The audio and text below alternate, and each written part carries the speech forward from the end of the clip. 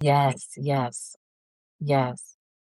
Yeah, I totally, totally agree with that. I totally agree. And just understanding, have an understanding. And I always say it's a process. And Yes. yeah, it's a process. Understanding is you got the knowledge, you know what's going on. I always look at like a cake box with the ingredients in the back. That's the knowledge. We got the ingredients, all the information is there. You open up a book, it's there.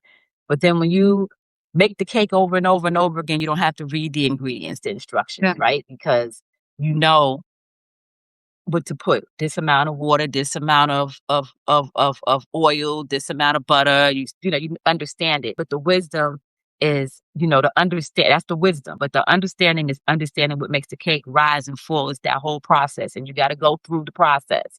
And once you go through so many different things in life, it just makes you, I think, a better human, where you can understand others because of the things that you've been through in life, and have more, again, more mercy, more grace, more compassion. And that's what it's all about. And I think that's who we Yeah. are. Yeah, we have these different versions of ourselves, but I think we all are love.